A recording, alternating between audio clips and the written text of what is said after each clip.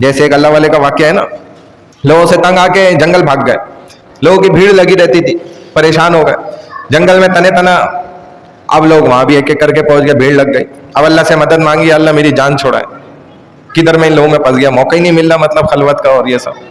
تو اللہ تعالیٰ نے مدد فرمائی. کہتے ہیں خوبصورت نوجوان لڑکی ان کے خیمے کے اندر نا سب کے سامنے چلتی ہوئی آ گئی، اور وہ اندر آ گئی، اب اکیلے میں ہیں بیٹھے ہوئے، اور سارے جو ہے نا لوگ باہر باتیں بنا رہے ہیں کہ یار یہ کیا چل رہا ہے، یہ کیا کر رہے ہیں.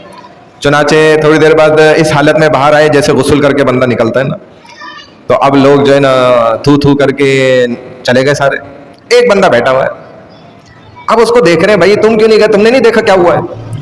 کہتے بھائی میں تو آپ کو کوئی فرشتہ سمجھ کے تھوڑی آپ کے پیچھے آیا تھا، آپ کو انسان ہی سمجھ کے آیا تھا، آپ انسان ہیں، انسان غلطیاں بھی کرتا ہے، تو اگر آپ نے بھی بالفرض غلطی کر بھی لیے ہیں تو آپ توبہ استغفار کر لیں گے، اللہ معاف کر دے گا، میں تو آپ کو انسان سمجھ گیا. تو وہ سمجھ گئے کہ یہ بندہ جو ہے نا یہ ہے اصل چیز. تو انہوں نے اس کو بتلایا کہ بھائی یہ تو میں نے واقعی اللہ سے مدد مانگی تھی، اللہ نے ایسے جو ہے نا فرشتہ بھیج دیا میری مدد کے لیے، اور میری مدد ہو گئی. تو اللہ نے بہرحال جو ہے نا مجھے ان لوگوں سے جان چھوڑا، یہ تھا میرا اصل مقصد. تو یہی وجہ ہوتی ہے کہ انسان کیا کرے کہ اعتکاف کی حالت میں نا ہر قسم کی مباشرت سے بھی، بیویوں سے میل ملاپ رکھنے سے بھی، اور اس کے تمام مقدمات سے بھی اپنے آپ کو بچائے. چونکہ بعض فقہا نے یہاں تک بھی لکھا ہے کہ اگر انسان اعتکاف میں بیٹھا ہوا ہے، سنت اعتکاف کر رہا ہے، اور اس میں جو ہے نا یہ جو بد نگاہی ہے وہ کرتے ہوئے چاہے وہ کسی جو ہے نا کم عمر لڑکے کو بھی دیکھ کے شہوت حاصل کر رہا ہے، کہتے ہیں اس سے بھی اس کا اعتکاف جاتا رہے گا، ممکن ہے ٹوٹ جائے، چونکہ شہوت کے اندر جان بوجھ کے پڑ گیا. یہ مقدمات ہیں اس شہوت کے بھی. ایک تو ہے نا کہ جو ہے نا ہم بستری کر لینا، اور ایک ہے ہم بستری کے قریب جانے والے کام. تو اسلام نے جو ہے نا ان کاموں سے بھی روکا کہ بھائی اس طرف بھی آپ نے ہرگز جانے کی ضرورت نہیں. چنانچہ اعتکاف جو ان تمام چیزوں سے پاکیزہ عمل ہے.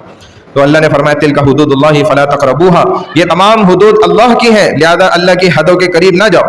یہ نہیں فرمایا کہ اللہ کی حدوں سے آگے نہ جاؤ، بلکہ فرمایا کہ اللہ کی حدیں جو ہیں اس کے قریب بھی مت جاؤ. مطلب یہ ہے کہ جس مقام سے گناہ شروع ہوتا ہے اس مقام کے قریب جانے سے بھی بچنا. یہ انسان کو چاہیے کہ اگر انسان جو ہے نا گناہ کے قریب تک جائے تو بھی گناہ میں مبتلا ہو سکتا ہے، اور یہ بات حقیقت ہے کہ جب انسان گناہ کے قریب جاتا ہے تو اس بات کے زیادہ امکانات ہو جاتے ہیں کہ یہ گناہ میں بھی پڑ جائے.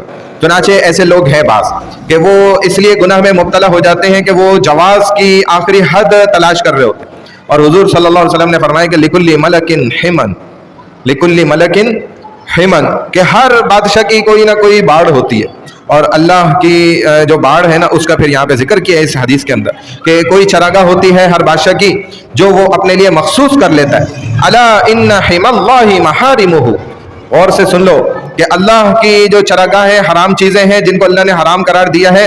فمن رتع حول الحما یوشک ان یقع فیہ، وہ ہے کہ جو شخص ممنوع چراگاہ کے ارد گرد اپنے جانور چراتا ہے قریب ہے کہ وہ اس کے اندر ہی داخل ہو جائے گا خود بخود.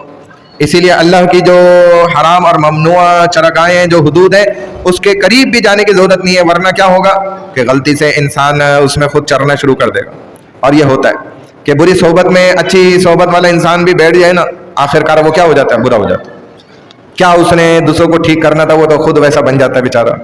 تو یا تو اس قدر اس کے اندر طاقت اور روحانی کہ وہ برائی کے قریب رہتے ہوئے بھی برائی سے برائی والے بندے کو نکال کے اور اچھائی کے اندر لے کر آ جائے، ایسا تو کوئی ہو تو بڑی بات ہے. چنانچہ فرمایا کہ اللہ کی جو حدیں ہیں نا اس کے قریب نہ جاؤ، ہرگز بھی مت جاؤ. کذالک یبین اللہ آیاتہ للناس، اسی طریقے سے اللہ اپنی آیات لوگوں کے لیے بیان کرتے ہیں.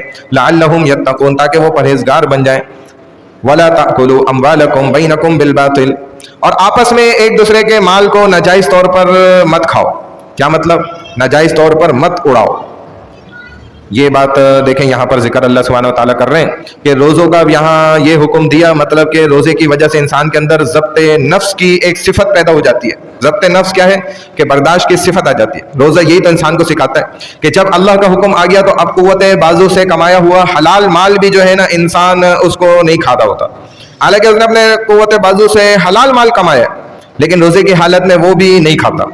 تو چھے جائے کہ جو کسی دوسرے کا مال ہے اور تمہارے لیے وہ حرام ہے، وہ تم پھر کیسے کھا سکتے ہو؟